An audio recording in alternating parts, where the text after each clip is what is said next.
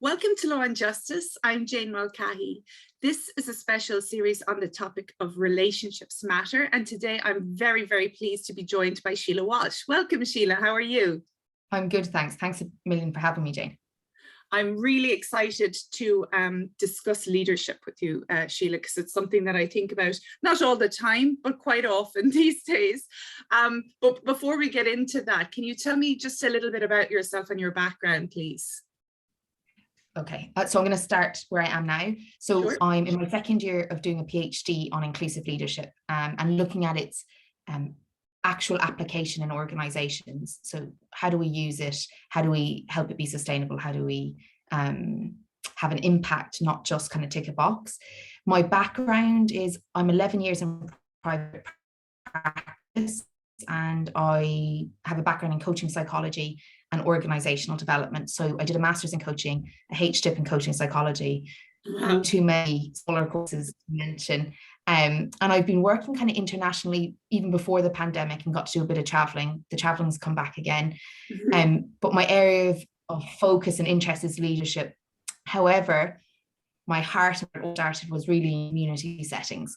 And so it's been an interesting journey from my investment in mental health, in peer support, in recovery, in community work, and right through to seeing the importance of leadership for all of those things to have an impact and be funded correctly as well. So that's kind of, that's a very quick snapshot.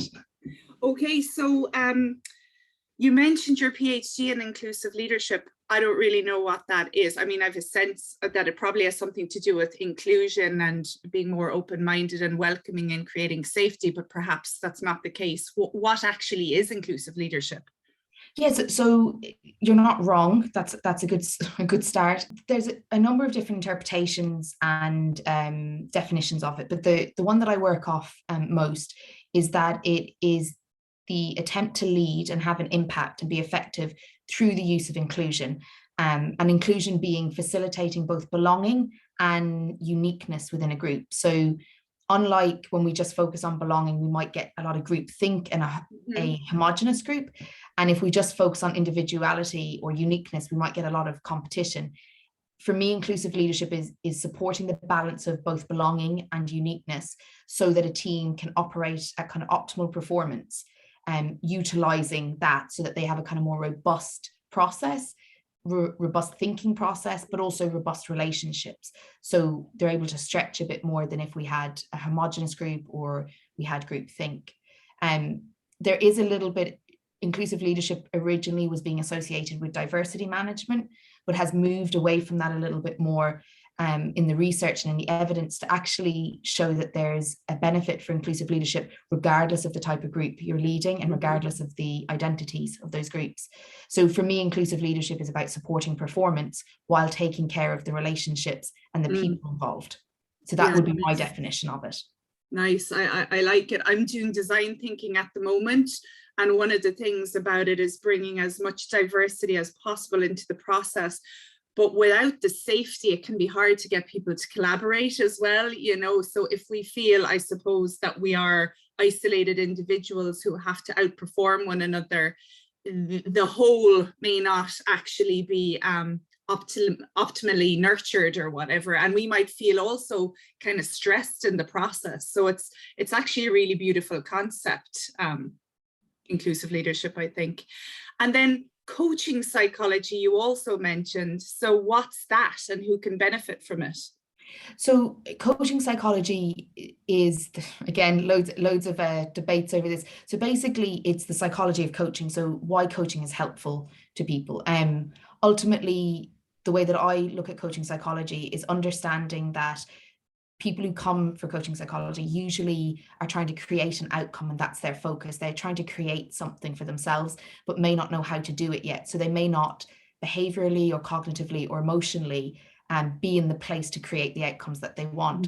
And so coaching psychology focuses on strengths, the use of positive psychology, often is trauma informed, and I think it should be, so if it's not trauma informed, it can be harmful in the sense that you can try to motivate someone to change and not understand that the reasons for that change is is an experience of trauma, so it's a defense, or so I think coaching psychology, more so than coaching, leans closer towards that type of knowledge and understanding of the human experience, and not just looking at the outcomes, but understanding a person-centered approach. Now, there's multiple approaches in coaching psychology and techniques, so that's not true for everyone, but in the case of the relationships I have with coaching psychologists and the work that I do, that would be kind of a really important piece, is that we are understanding the makeup of a person and their needs and the relevance of their histories, even if we're not going into their histories. Sure, I get you. Yeah, and I can see where a trauma history could certainly have negative ramifications in the workplace too, depending on how we can absorb criticism or critique, or even be part of a team and feel safe in a team. Or again, you know, as you were talking about, the sense of belonging and uniqueness and all of that, you might feel super unique, but because of negative things as well as positive ones. And am I right in that your focus in the coaching psychology is primarily again on the kind of employment or organizational focus, or would it also be with individuals who just maybe want to perform better in their own careers or in their own lives? So it's both. I suppose a couple of years ago, I would have said it was 80% private practice, so individuals, and even if supported by the organization, but now it's kind of 50-50, where organizations are saying, actually, there's something systemically here that also needs support. So we can't just send a leader off for development. We need to do something to create more systemic, sustainable approaches. And so it's kind of 50-50 at the moment now. Okay, which must be interesting too, to kind of look at the individual, but also within the wider collective or the system. And how did you get into leadership, you know, and why did you get into leadership?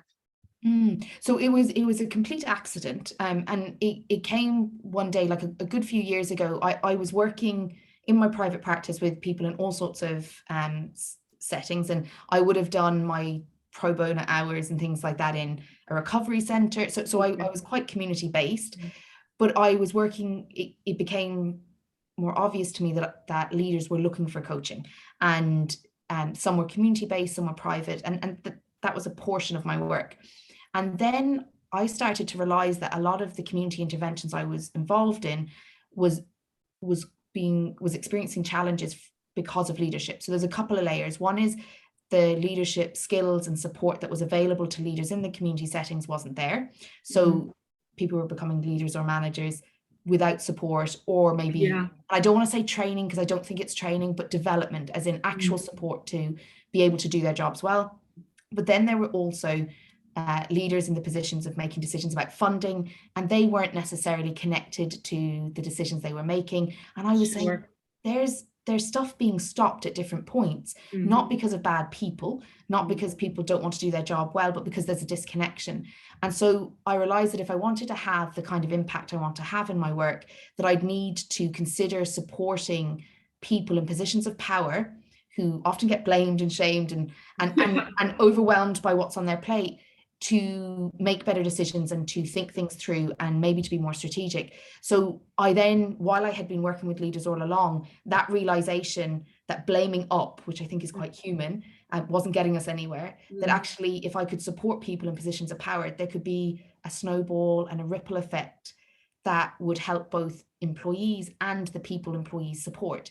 So I kind of committed to that. I'd say informally about 6 years ago, I was like, no, this is an area to really think about.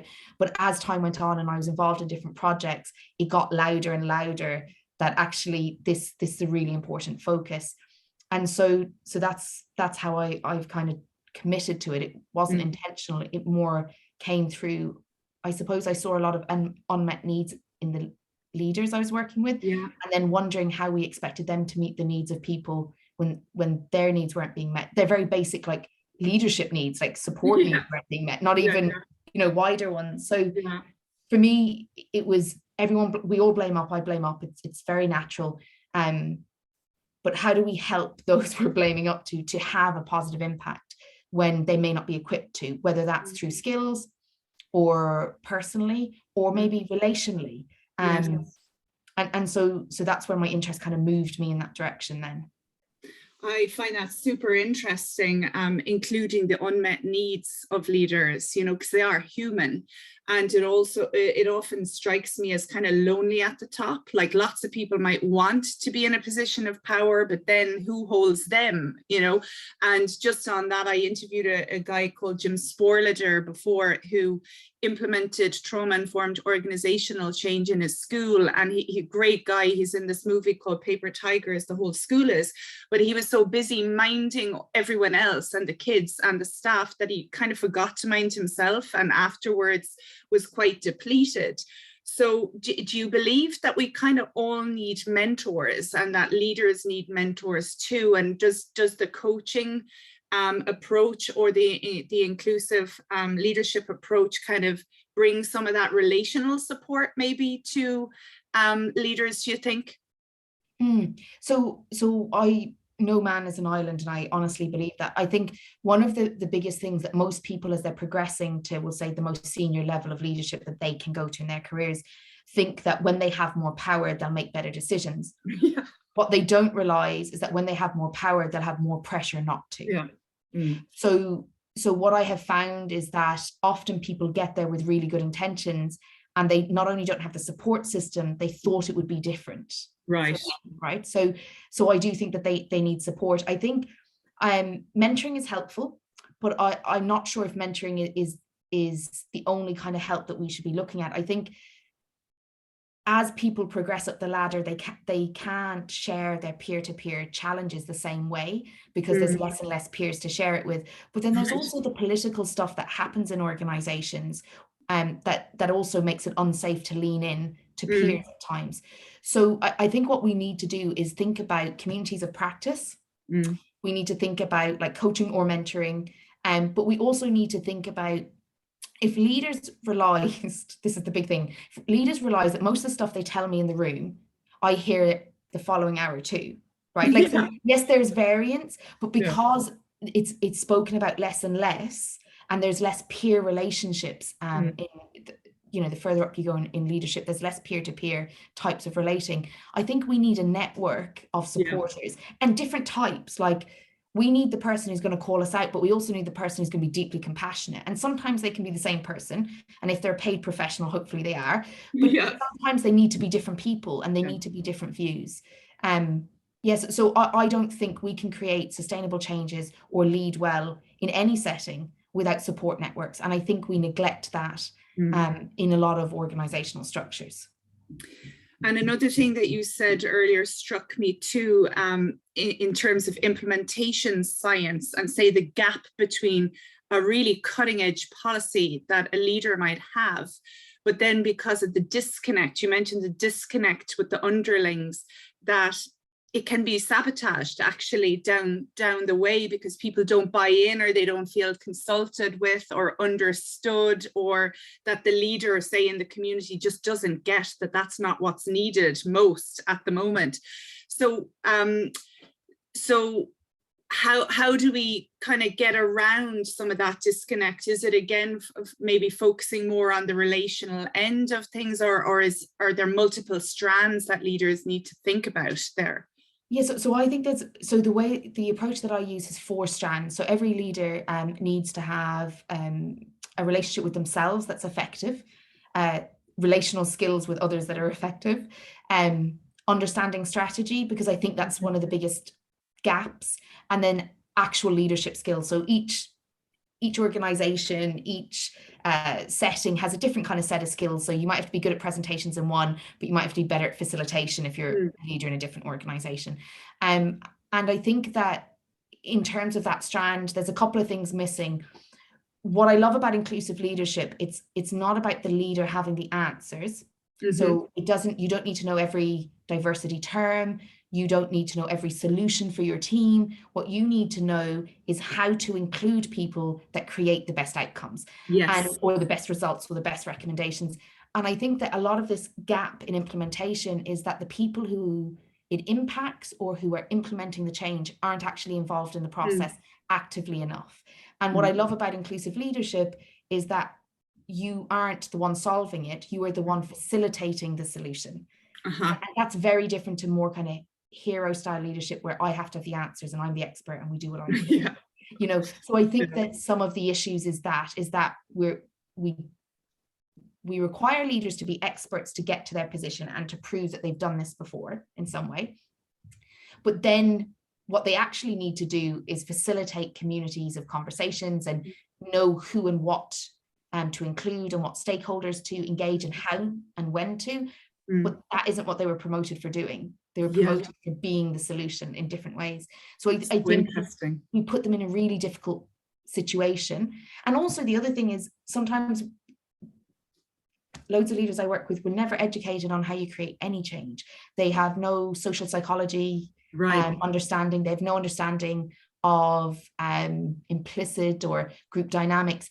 And then we send them into rooms and we wonder why they're not getting the impact, or they get confused why they're being rejected or scapegoated or getting into power struggles. So I think there's a kind of an unfair expectation of people who got to a position for being an expert in an area, but not necessarily for the skills of leading in the area that is worth considering. And I think that's why there's a big gap there.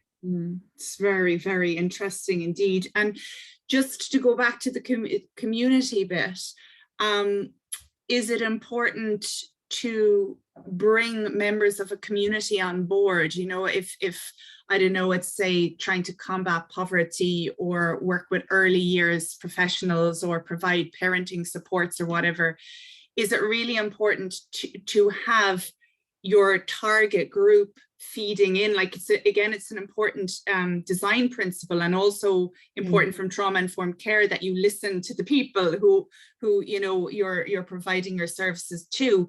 But do businesses and leaders do enough of that in general? Like, think about who we are providing this service or this product to, or public services. And is there a difference then between kind of one-off consultations maybe and real inclusive leadership in that type of context? Yes, so one-off consultations, I think, is a way of ticking a box for a more in-depth process that maybe the original recommendation for that was based on, but it's now been kind of diluted. So the first thing is that I actually think private organizations spend too much time on their client. Okay. Their customer, their client, and they don't always spend enough time on the wisdom that the front-facing service providers or employees offer, and they're not necessarily giving equal weight to the knowledge that exists. So yes, there's a lot of work goes into market research, but that's because they're trying to provide a profit. Now, because we have a real issue with staff attraction, retention, they're now putting some time into what's happening here in our culture. I think what I've noticed in community sector or not-for-profit sectors, there can be an exploitation of people. So a service to the whoever the service user is, that there's a focus on that, but then there might be an exploitation of the actual people delivering the service because we know that we're underfunded. So we can start stretching people, and what can start to happen is we kick off some unhelpful dynamics like saviorism, we kick off codependency, we kick off the drama triangle, we kick off othering, where we, the staff, become kind of we kind of unconsciously start othering the person we're serving. And we might be so pulled in our own identity for the service that we're providing, that we're not critically thinking. Our reflective practice becomes a little bit skewed. Our ability to create change becomes skewed because we have a personal investment that goes beyond our professional role. And that all comes from that kind of interesting thing, which is the more compassion required for a role, often the less we pay those people. So when we exploit that in profession, so in community or not-for-profit, I think we create some really complex impacts that do impact the service being provided and our ability to include people, because we start excluding certain types of people for different reasons. So I think it's quite complex, and it depends. Each organization almost needs to assess what's happening in that organization to assess how to include more effectively, because it's not a one-size-fits-all, and in that way it is unique. Just like including a person isn't about including the group their identity might belong to, but including the person in front of you, not Yeah. the group that they Okay. might be part of. Yeah. So I think it's a bit complex. I'm not sure if that's very clear how I'm expressing it. Yeah, no, I think it's very fascinating to see the differences between the private sector with their market research focus and client focus, and the great point about the NGOs being underfunded and the saviorism. I mean, there's a great book by a guy called Darren McGarvey, Poverty Safari, where he goes off on one a little bit about the middle class saviors parachuting into poorer communities, but then also policing what's said. You know, when people aren't grateful for X, Y, or Z, you know, they get muzzled a little bit, because we're sensitive, I guess, to when we think we're doing good in the world and it's not appreciated, or we're off the mark. So I think listening is very important, but we don't necessarily always listen to, as you say, at the right time to the right people, because I suppose timing is everything. But to go back to the overall topic of this series about relationships matter, and we've touched on it now plenty of times already, but leadership strikes me as being profoundly relational. Would you agree, Síle? Yeah. So if we just think about leadership implies you lead followers, which means that you can't lead without relationships. Right. Now, the reality is that before we looked at leadership from a different perspective, like that hero leadership, where actually there were still people involved, you just didn't have to take care of the relationships you directed. I don't think leadership can be discussed without relationships being central. I don't think it exists. Like, who am I leading? Yeah. You know what I mean? So yeah, and I think our skills with relationships constantly come up in leadership. Yeah. And that can be for better and for worse sometimes, for all of us, I think. Yeah. And I suppose as well the conflict that can come up in leadership, or different just communication styles, or not speaking the same language even. There are so many different ways that the relationships can sort of hit a wall. And the other thing, I suppose, is change is uncomfortable for people. So to kind of, again, persuade people why a change is a good idea, that kind of the power of persuasion in some ways rests on our relational abilities. I think that if you can make a connection with people and, again, truly listen to them, well, you might be able to bring them over. Whereas if you just order people, we don't tend to like that too much, do we? We definitely don't. Like, I definitely know in Ireland we don't like that, but I don't know if there's a historical reason for that. I think the piece about change is that often the people who resist it have a really good reason. And unfortunately, we wish they didn't, because we also see the value of the change we're trying to create. Yeah. So I kind of have two pieces. One is the people who it affects should be part of deciding how to make the change. I think that's really important. The other part is that if we can't guarantee an outcome, instead of causing fake outcomes on fake promises, I think we need to lean on the values. And this is what I've seen has worked, that if I can't promise you the outcome of the process, I can promise you the values will make the decisions based upon, if I can't promise the decisions. And I think that sometimes, and like, maybe it's controversial to say, but I think sometimes during COVID, we watched promises being made that couldn't be fulfilled because the evidence wasn't there. There wasn't, like, it was hope. When actually what could have been done was to say, we're going to prioritize these things in our decision making. And then that could have been upheld without promises that couldn't be upheld. And I think that sometimes people feel under pressure to give answers that they don't have. And so instead of owning what they don't have and acknowledging it, they give answers which create less trust in the future. So for me, if we can't guarantee an outcome, then let's focus on the values we're going to base the outcomes on and the decision making on. And it should be like co-production. It should be together with the people that it impacts. And that helps people feel safer, even when people are resistant to not knowing what the outcome will be. And remember, we all fill the gaps. When we don't know the outcome of a decision, we make up gaps. And because we have a negative bias, we're more likely to fill the gap with a fear-based thought than we are with, hopeful thought. So it's really important to understand the human process around change, and to support people in it rather than to cajole them or to direct them. And for me, that's been the only thing that I've seen has worked, especially for large scale changes, that making promises that might bring people a sense of certainty up front could cost you a lot later when you can't deliver on it. So it is relational, but I also think it requires insight.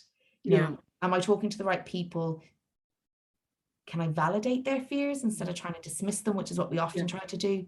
Can I hold the fact that actually there is no guarantee in the process, and yet I think the odds are better to go in that direction? I'm trying to promote something, but I also have to acknowledge the resistance. And I think a lot of change efforts try to dismiss resistance rather than incorporate it into creating a more robust outcome.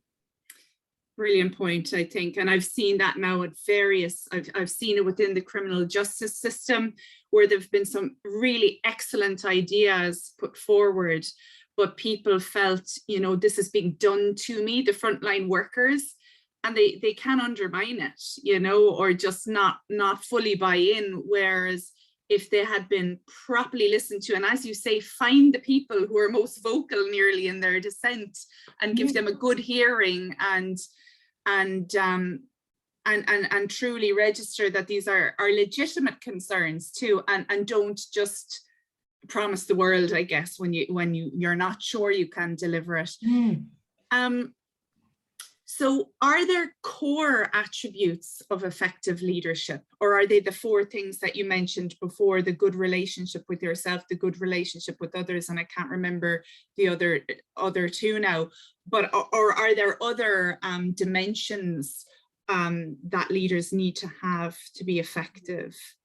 So there's lots of people saying lots of things about that, but the truth is that a lot of it is context relevant. So what is needed? So the first leader any of us come across is a mother. And what's required to lead as a mother will be very different than what's required to lead in a committee, or to lead in a school, or to lead in politics, or to lead in a university or in an organization. So one of the things is leadership needs to respond to the needs of both what we're trying to create, so the task at hand, and the people doing it. And if I was to boil it all down, that's fundamental, is there needs to be an understanding of the task at hand, what we're trying to do, and the people involved.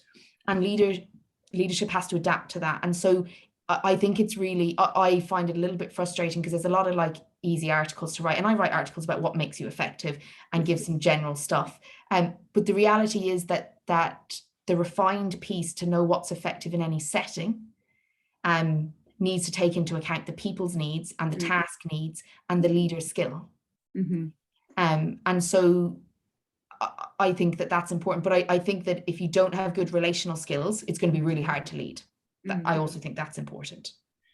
So do you have to be then it suggests to me that you have to be quite adaptable to truly be a good leader, if you're going to try and lead, certainly across different sectors. And I don't know how often that happens, really, that someone goes from, say, private industry to kind of running a government department or something like that, and then back into the community setting. But the tasks, as you say, would be different. The stakeholders might be different.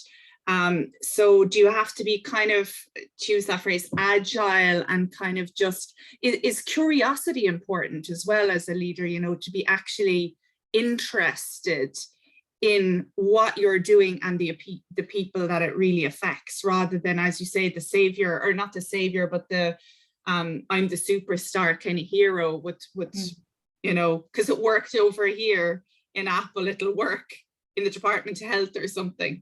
Yeah, so one of the issues is that a lot of leaders are reared in one industry and one organization. So maybe not one organization, but one organizational type. And so being agile probably isn't that important, and in that way. But I think to lead an effective to impact organizational performance through effective leadership, we have to have the ability to look at an organizational level. So there is a bit of the ability to have insight into what's happening organizationally here, what's our culture. At a team level, how are those teams running? Why does that department look different to that department? What are the rules that are invisible but are lived by? And then how am I role modeling and impacting people? So I think curiosity would be really important. But for instance, if you led with that style in a certain setting, you might be deemed as uncredible. Right. So if I'm and maybe this is a terrible sweeping statement, but in some of the academic settings I'm familiar with, if I was just walking around asking questions and I didn't have expertise, credibility wouldn't be given to me. So that's where we have to be really careful with these generic notions, because actually each organization and industry has these invisible rules that will give you authority and take authority from you, and give you credibility and take credibility from you. So like what I think is I think good leaders are all of these things. I think good leaders can get the task done while strengthening the relationships. That's what I think a good leader is, but that can be done in different ways depending on the needs of the group and the task and the industry and the organization.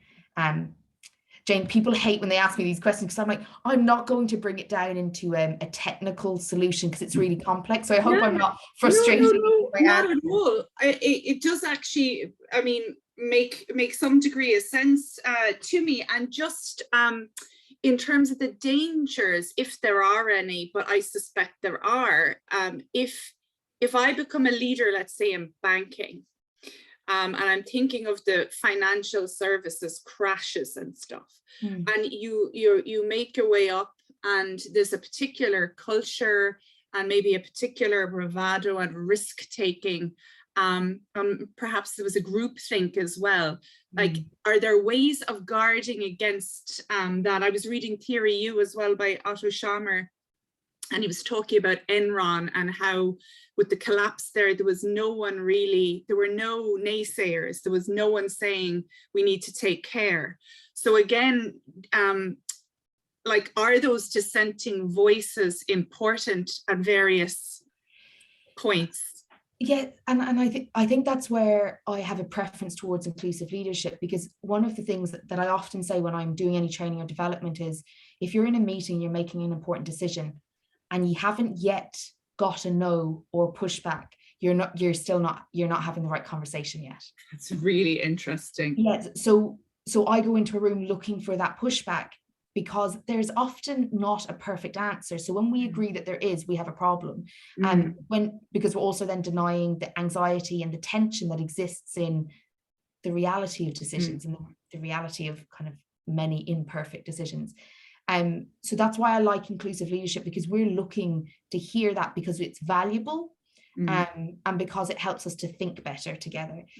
I think one of the challenges, and I did this video the other day about, I keep being asked, what do you do with a toxic leader, right? Like, as if they get to the top and they just flourish into toxicity, right?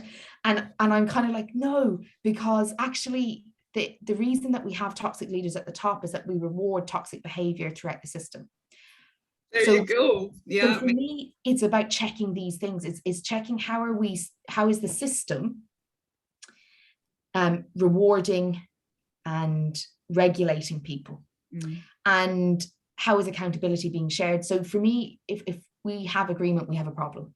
Whereas for a lot of people, if we have a problem, we have a problem. Whereas a problem is a sign that we can pick the best way forward in full understanding that it's not the perfect way forward. And I think that's where there's a lot of, it's very challenging for an organization that is used to perfectionism or a lot of ego-based decision-making to say, actually, we're looking to make decisions from a humble place, a place of knowing that they'll never be perfect, but that we've critically thought them through, and we've heard enough different ideas around it to know that we're making the most robust decision we can.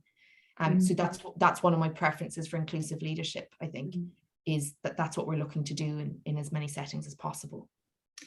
And the other thing, I suppose, is that if people can say no, or I've an issue with this, or I'm wary of this, I've concerns, that they feel safe enough to say them, so that there's something in that environment that, isn't so domineering, or I'm going to destroy my promotion prospects here if I, say boo to the boss, that they just won't accept it.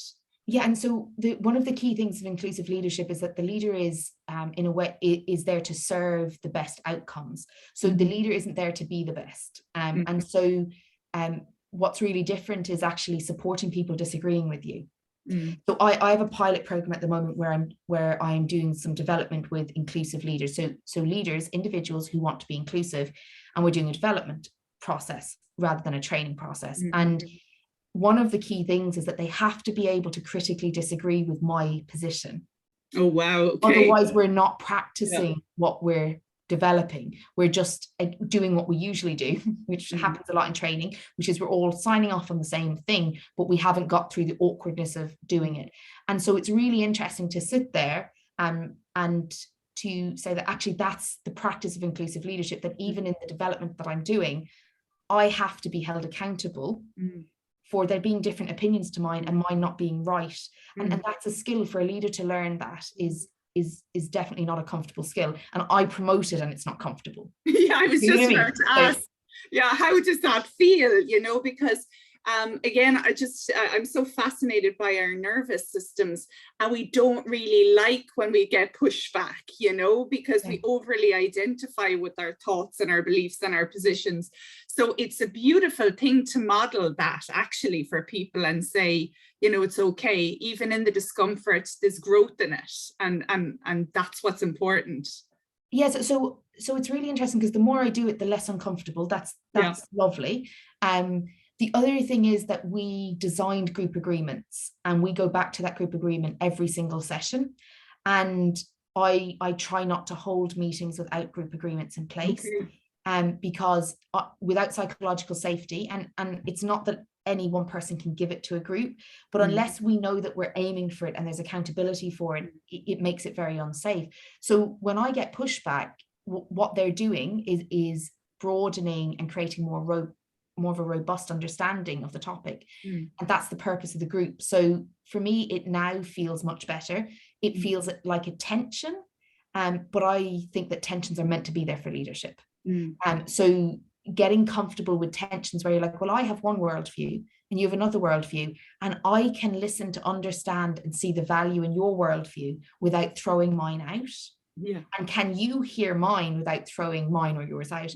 And so we're developing a skill as individuals in the group, but also as a little community, of how we hold tensions when there isn't a perfect answer or a right answer. There is just multiple understandings. And so I think it's a really important skill.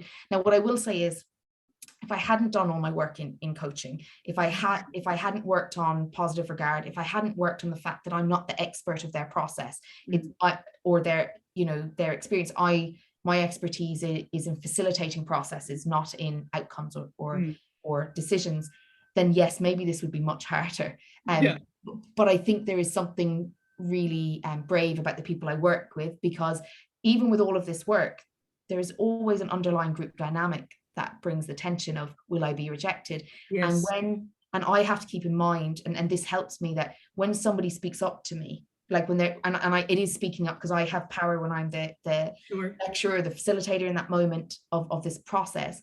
And when they speak and they say, I have a different perspective, in that moment, they're saying, is this really safe? So my reaction says yes or no, but they're also saying, Síle, I trust you to be able to hear me.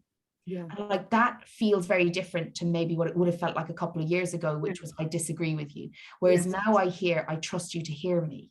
That changes the feeling of the conversation. So now I'm like, oh wow, this is brave of them and it's brave of me, as opposed to they're coming for me, or any of that kind of initial ego fear that might kick in. It now feels different through the practice of it. I really like that. And one of my favorite theories these days is polyvagal theory. And Stephen Porges says that listening is an opportunity for co-regulation.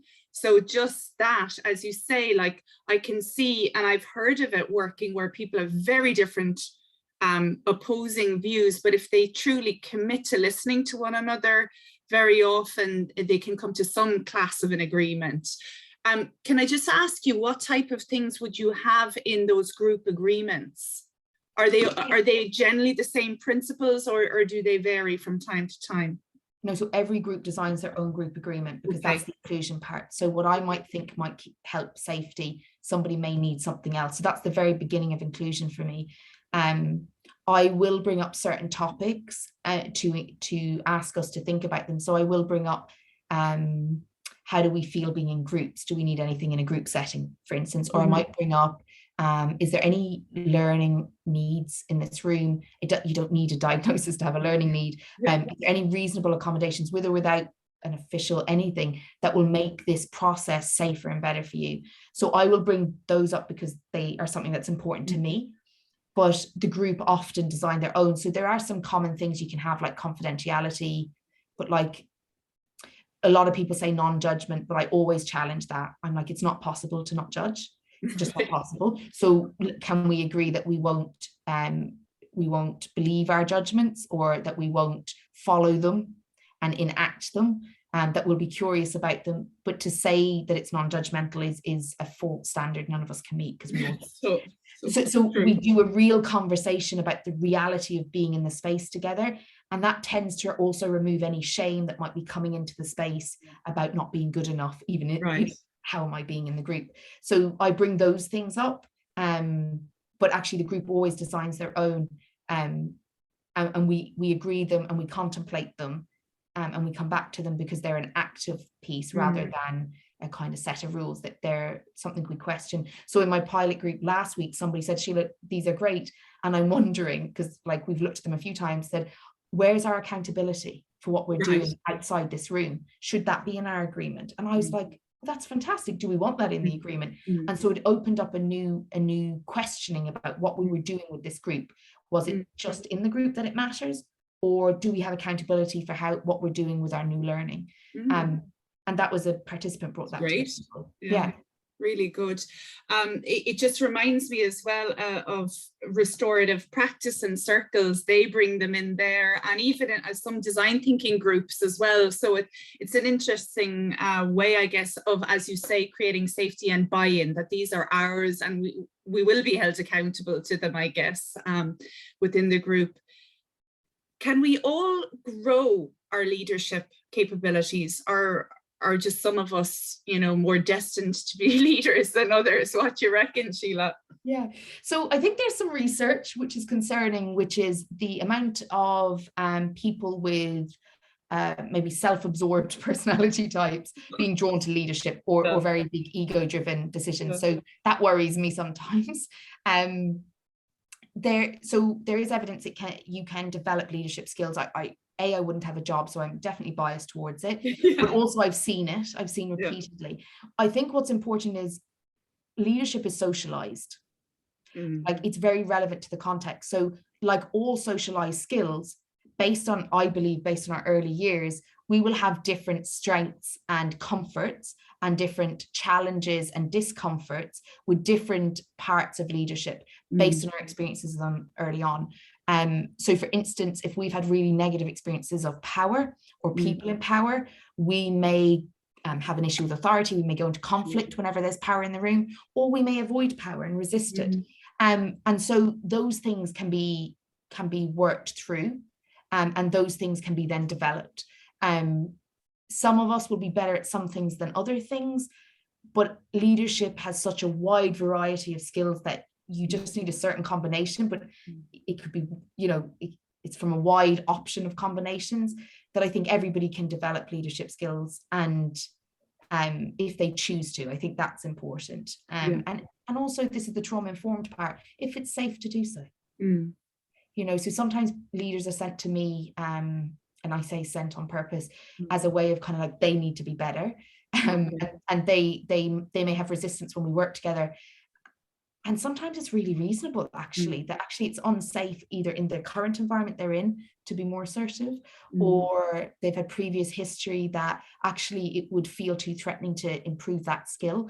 But that doesn't mean we can't look at an alternative strategy that feels safer. And this might be a strange question, but is there a gender dimension to that about the safety? Like, for example, would women be more reticent some of the time about displaying certain type of leadership skills, or does it cut across the genders? So no, there is gender differences, and there's a good bit of research into that. So one of the big issues is that women are expected to meet all the social expectations that we are socialized with, which is to be caring and kind, basically be nice, right? While also being told to be assertive and then being rejected for being aggressive. Yeah.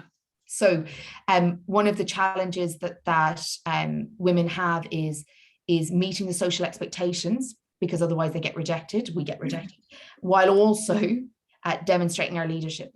One of the challenges is the research is also saying women tend to be better at relational leadership, because we've been socialized very early to be better at it. There's other layers, so people from, like, in terms of race, it's so I'm talking about a lot of the evidence about white women and white men, but in terms of introducing race or ethnic backgrounds, you're looking at other expectations that can need to be met in order to be trusted in their leadership. So what I like about inclusive leadership, and I know I'm going, but what I like about it is the leader, the person using it, is going to learn about their own biases through the process of using it, not because somebody gives them a list of biases. And they are then hopefully motivated to be less biased in that process of supporting people from different backgrounds and different experiences, and might catch their own piece. Because one of the challenges is whenever we talk about gender, people end up thinking what I'm talking about is that men do this to women. Yes. But actually what I'm talking about is, yes, there's a difference in the impact in leadership for women as to men, what's expected, but it's expected by everyone. So this isn't male leaders doing this to female leaders. It's actually all leaders generally, statistically, doing this to women, let's say. And so one of the issues is that a lot of the interventions try to intervene in kind of othering, so anybody without that identity, but we know that people with shared identity still discriminate against the very identity they hold. So we need to be aware of these expectations of leaders, and people from marginalized, who are experiencing marginalization, have to work harder at their way of displaying leadership, because they've got layers of expectations against them and biases. I really like as well the not front loading, but the acceptance that biases are just part of humanity. You know, I guess it goes with it is impossible to be non-judgmental. It's to face it and kind of then, I guess, as you say, be curious about it and try and mitigate it. But in a country like Ireland that has, you know, only more recently become anyway ethnically diverse, really, like I imagine we've quite a long way to go in terms of truly being inclusive leaders with regard to people of African origin or you know, other countries.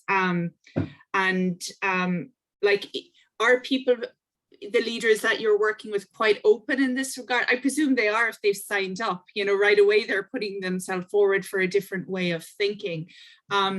But is this something that you think in general there needs to be more attention to in organizations, in the civil service, you know, wherever really people are seeking employment, that this being more mindful of our biases and trying to create safety and opportunity for people is important? So the first thing is, the risk with being open to our biases is it might not be safe for us to be. You know what I mean, right? So I'm sitting here and I could list a number of biases to you that I have, but the risk would be then that people think, oh, that's what Síle always thinks, so we can't trust her. I understand. Right. So one of the risks with this notion of bias is that you're right, is completely natural, and everybody, including those being discriminated against, are biased, right? So this is a human condition that we're trying to work with. We know that relationships generally improve that. So when you have a relationship with someone who you feel safe enough to be challenged by around your own beliefs, then you can actually process that. That seems to be quite well. Just knowing that your bias isn't enough, or just knowing that saying that term is discriminatory isn't enough. It feels like shame and blame, so people reject it. So yes, Ireland is at a slower pace in terms of our population and diversity within our population in terms of ethnic backgrounds. That is both good and bad. I think it's good because a lot of the diversity and inclusion movements weren't evidence-based and aren't evidence-based. Okay. So they were attempting, thankfully, because unless you get started, we don't get anywhere, and we don't get evidence until we get started. Yeah. There was a lot of things haven't worked in other countries that we can learn from. Okay. And I find that really hopeful. Also, the way that we've had people enter our country is different to other countries because of our different political standings. And so for that reason, I think it's also different. So I don't think comparing us, for instance, to the UK is always helpful, because they have a very different reason for their diversity and when and how.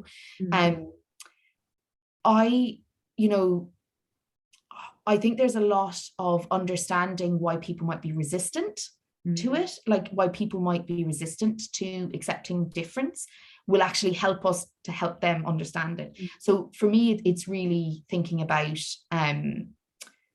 where is the gap and how do we close it? And I think conversations are needed. I have a resistance to training, because I think a lot of the training is knowledge transfer when actually we have a relational need that's present. So I kind of tip towards that more so than training. And that's not to discount the value of training, but I don't think that necessarily closes the gap, even though it might close the knowledge gap, which is also important.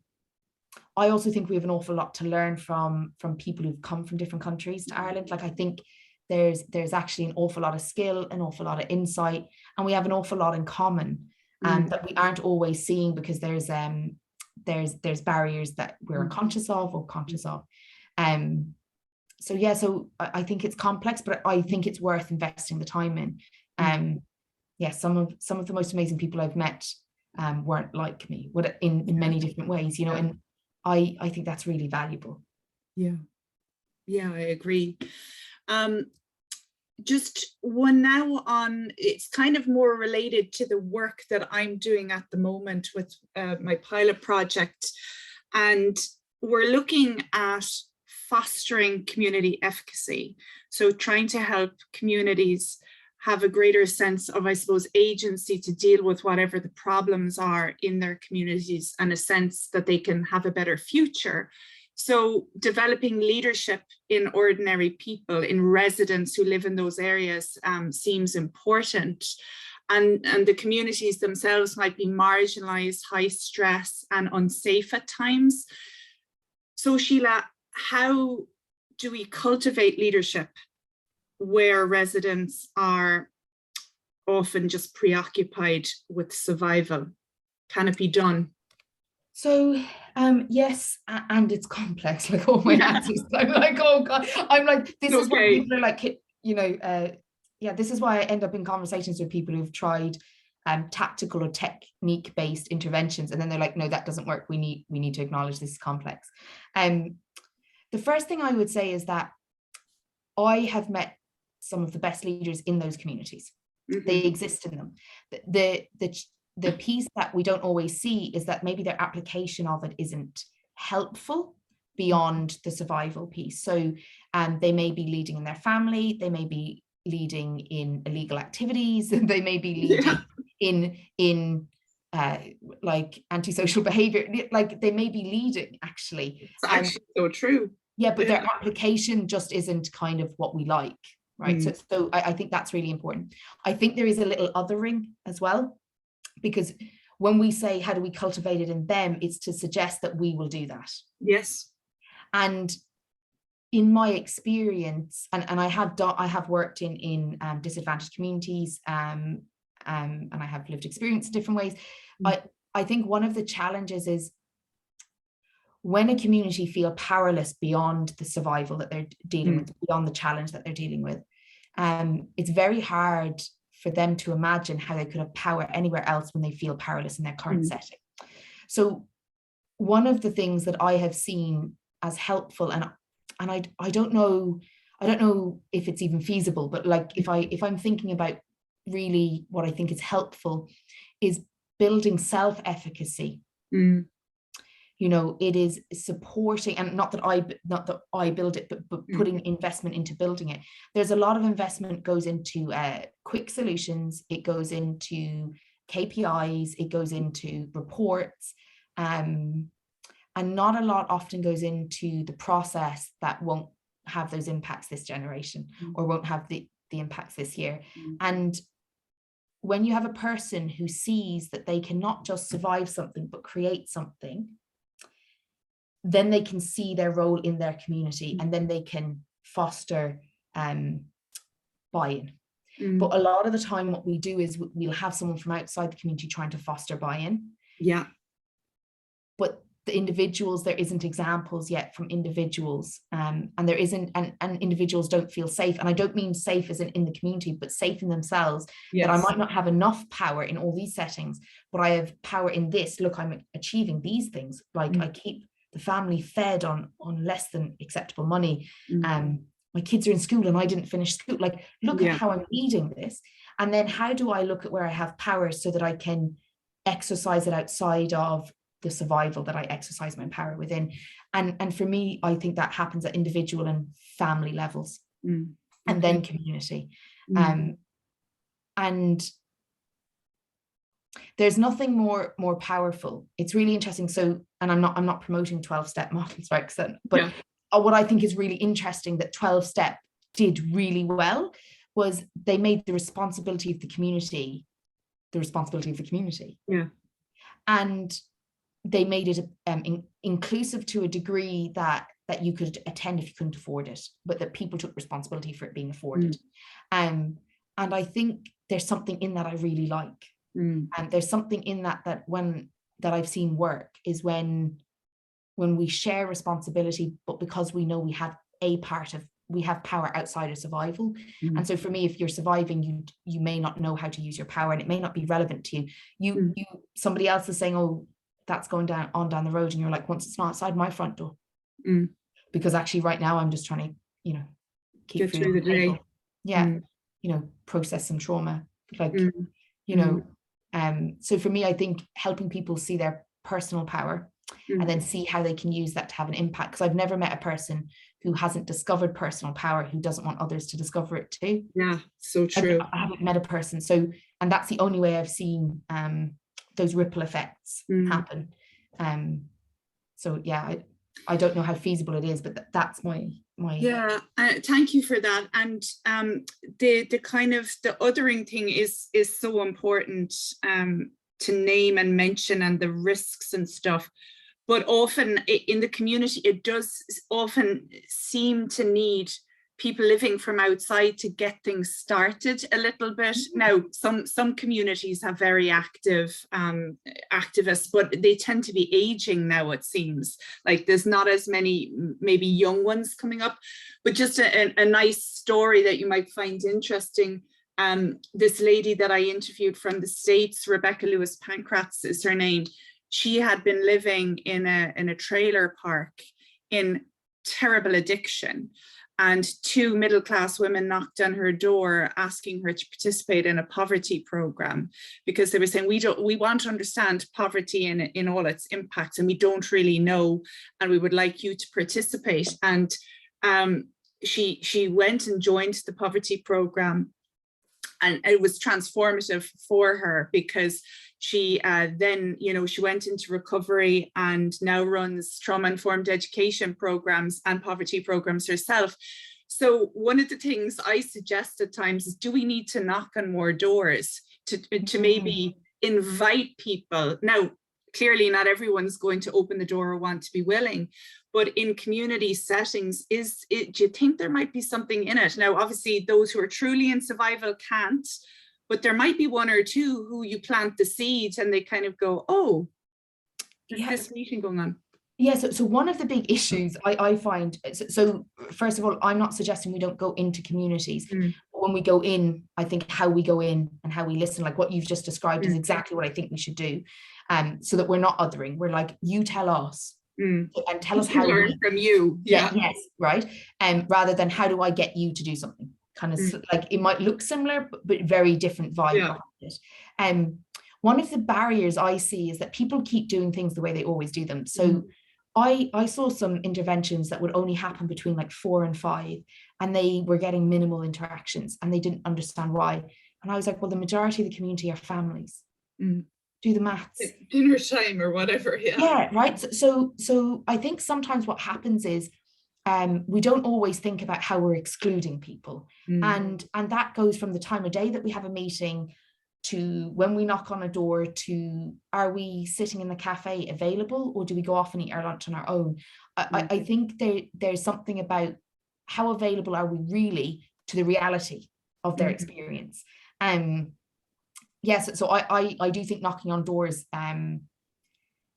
but I also think maybe strategically knocking on doors, which is Molly left me in here, and you say, Molly, do you have any friends that would be willing to have a coffee with me? Okay, now that's who I knock on the door. You know, so I think there's something about, and I think sometimes communities that feel abandoned and feel powerless need to see that there's an investment in them, and that you won't disappear. And I think that can be really difficult when we've got a lot of stuff has to be piloted first. Yes.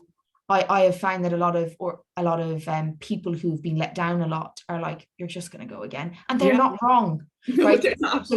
So it's like, how do we, if we're piloting, create a seed and support someone in continuing the work, even if it's not official, even if it's not funded? Like, how do we continue Molly talking to her friend about this culture change she's looking for in the community? You know, and I think sometimes that work is more invisible and it's harder to measure, but I think creates more sustainable ripple effects. Thank you, Síle. And final question, is there anything that politicians and policymakers can do to promote leadership, kind of from childhood really over the life course? Is there something that they could do to help that? So one is, it can be in education, considering we educate kids on loads of things that might never be used in their careers. I think you can educate kids on leadership. I think that's really helpful. I think that's one piece we can bring it into education.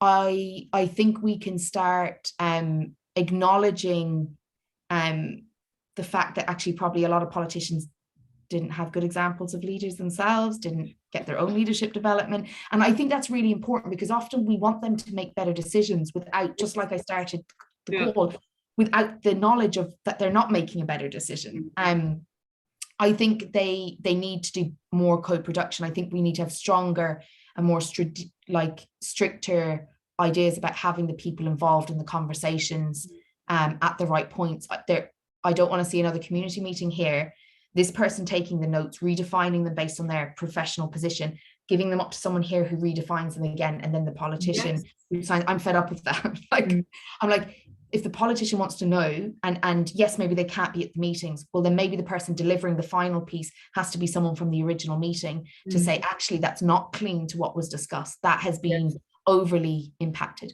So for me, I think that's really important. We're sanitized or stripped of some of the core contributions maybe as well. Yeah, because the system would be shook by them. But that's the problem, is that we do, by the time the recommendation gets somewhere, it's being sanitized, and usually by professionals who have, like, I don't want to be othering, we have an investment in meeting our KPIs, our funders' needs, and the people who it impacts are less involved. So for me, I think there's something about accountability. So if I'm writing a piece of work for an organization and recommendations, I now, because of learning this through the process, I go back to the people who made the original recommendations and I say, how did these recommendations feel to you? Now, I have to obviously incorporate my professional opinion into their lived experience. So we need to bring them together. But I still need to know, if I'm making a recommendation to an organization, did this capture the heart of what they needed, even if I've added a professional process to it or a professional lens? And I think those kind of things can be done more frequently, and can be done better, because I also want to say that we keep picking people in the communities who will say what the professional wants them to say. I'm seeing it too much.